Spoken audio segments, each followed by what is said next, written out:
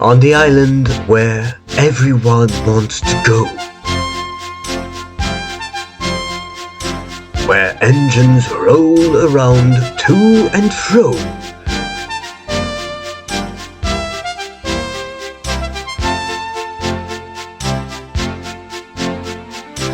The island full of mystery, so let's make our own way.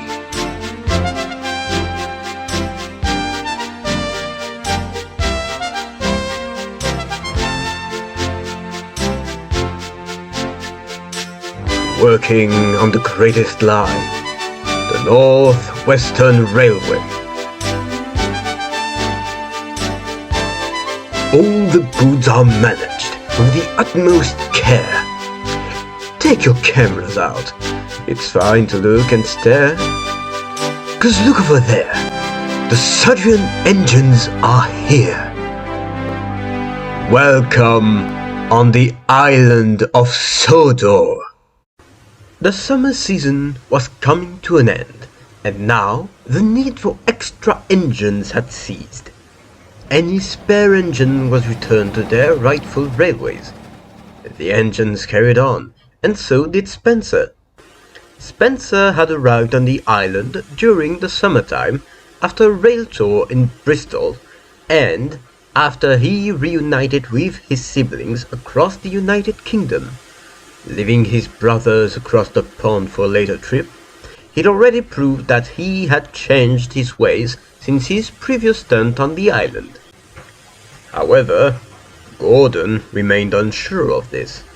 A faint hint of suspicion lingered within his smoke box. Hey, Toby? Where did you put the Alpha mineral trucks? Thomas asked. Oh, I left them at Farquhar on the siding closest to the station. Toby replied. I was just at Farquhar, and there weren't any mineral trucks to be seen. Strange. Maybe Percy took them? However, Percy didn't take them, and Toby had dropped them off in the morning. Someone was stealing the trucks. No one knew who, but it was predicted by authorities that it was stolen by a locomotive. Gordon instantly threw buffers. Spencer, where were you when the trucks went missing? He asked, anger hitting his eyes. I was at Kelstrop Road with some containers I collected from Vicarstown, He explained. I can confirm that. I occasionally take the container train down there. Henry added. Where does the train come from before it comes to Vicarstown, Spencer? Gordon asked, ignoring Henry's testimony. Haysham Port. Spencer answered. They often bring important general goods to Sodor. Gordon remained wary as Spencer left for goods train to Crosby. Later, when Spencer was sent to take a tourist train at Tidmouth down to Maron, where he saw Toby. Ah, hello, Toby. How has Farquhar been treating you? Decently, I suppose. I'm due to take a train from Arsdale down to Wellsbridge. Toby replied. Away from your beloved branch line. Spencer asked. Yes, well, I'm due to take a train down to the Brendan branch in a few weeks, so this won't become a one-off job. I have noticed how you're facing away from the Little Western. When you said you were heading to Arsdale. So you do. I was waiting until you noticed that. I was due to take the train, but the consist was nowhere to be seen.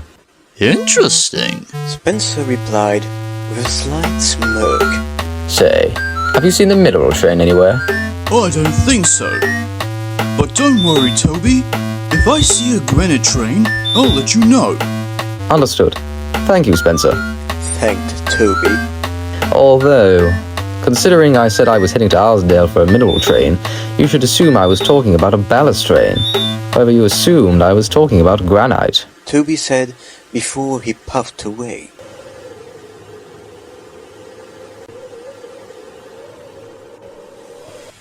Didn't you hear? A granite train has been stolen from Arsdale. Donald said that night in the shed. And Edward crashed on the Fern Bridge after I ran out of water, and he took my train for me. Why would you force your load on him? Gordon burst out. Hell, why are you even here and not under your Unova-stone shed? Gordon, Henry interrupted. calm down. I will not calm down. I was at Crovan's Gate today and saw Edward being hauled in. He looked terrible. He was heavily damaged, mumbled Toby. See? You killed Edward! Gordon shouted. Gordon, calm down. Don't say things like that. Edward will be okay. Crovan's Gate is the best workshop on this island. No doubt Edward will be alright. Donald soothed. The engines tried to alleviate Gordon, but it was no use. For a few months prior, the Fenland Bridge was given a weight limit due to its weakness, which wasn't an issue unless large freight trains needed to cross the marsh. As only one track was stable enough, whilst the other was under repair, the police determined that a heavy engine or load must have been placed on the bridge for a while. This had to be done while the workmen were away, leaving confusion and delay to befall on the Brendam branch line.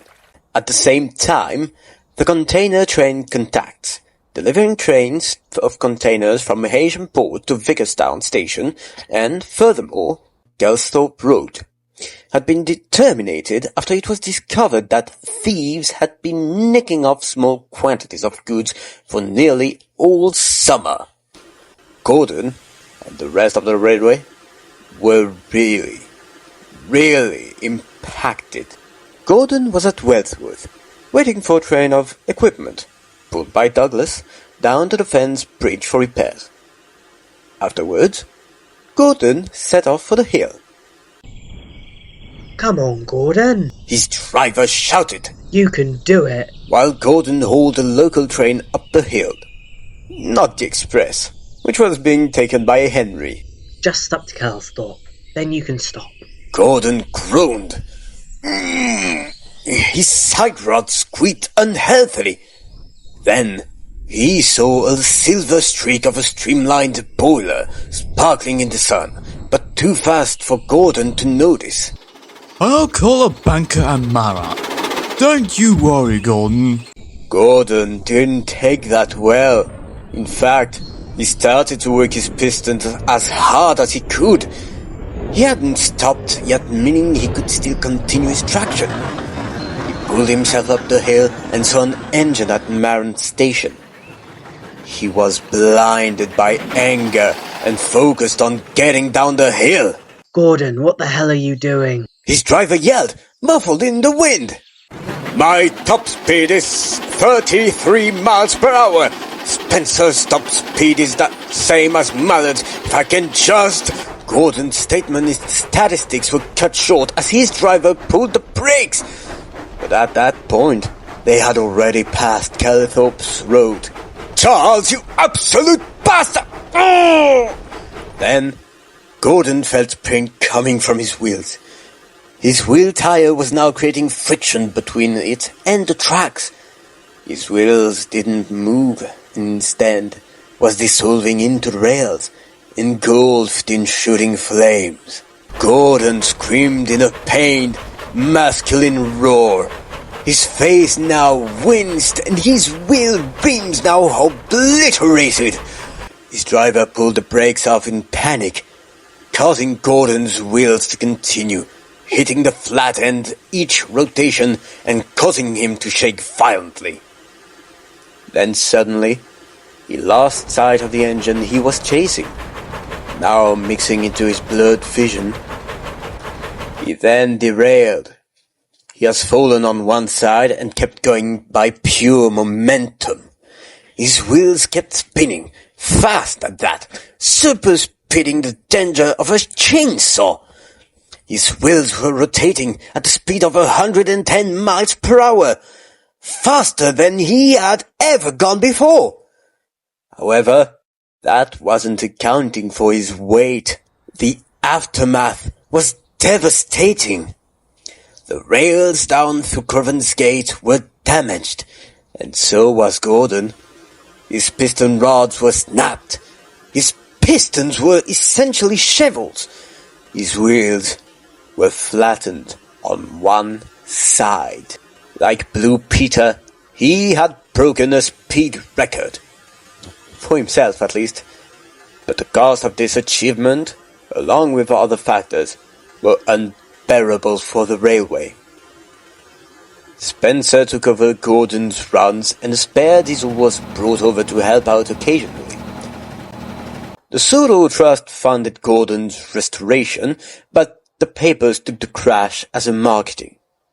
They used obnoxious and misleading titles and subtitles, and always made sure to mention the human injuries on the passenger train that Gordon was pulling. Gordon! Gordon jolted from his sleep. Spencer? Oh, what the hell are you doing? I know you think that I'm the culprit for all of this. It's obvious. And it's true. You're a saboteur. I knew plenty of them from the Second World War, and you fit the description. Gordon, I stopped that moron to help you get a banker. You rushed by me too fast to notice. No, you didn't! I saw you running down... running down the line at horrendous speeds! You were stealing rolling stock! Gordon, I can't prove anything to you. And you don't have to! I know you're the monster who is doing all this! You're worse than the diesels on the other railway, and they're absolute beasts! Gordon shouted. Spencer thought it best to stay as silent as he could. You know Sir Topham Hatt, the savior of steam. He was a genius. He found out schemes with such ease. He will find yours. 'Cause there's been a thief running down our rails for ages, and it was you the whole damn time. You're as dirty as the diesels! Gordon yelled viciously. You made Edward crash, and Edward would never crash, he continued. Spencer's eyes started to burn in anger. Then, after staying silent for a long time, he bursted out. You're right. I am the saboteur, and so are various railwaymen across Sodor. How do you think that the thief was untouched by railway staff? Gordon wasn't shocked. He was angry. So you are a monster, you idiot! This is how Duck felt. Gordon mumbled under his breath. Furthermore, I knew exactly where the container contractor low comes from. I usually nick off small amounts. You sound like Star Strider there, Gordon wished. I thought I could use that interaction to pin the blame on him. But he tricked me. And so, I tampered with the bridge to give away beneath him. Gordon then looked around, searching for Edward. It had only just occurred to him that Edward should probably be in the works with him. But he wasn't. And there wasn't any workman either. Hold on. You lied about calling for banker? He asked. I rarely lie. Spencer replied, smugly. I did call for a banker. And I didn't steal a load today, either. It's purely your fault that you're now stuck here. I'll kill you for what you've done. Go on then. Come at me. Spencer replied simply. Gordon tried to move, but he couldn't. He was too far damaged even with the repairs. Someday, you too will fall, he said calmly and darkly. Perhaps.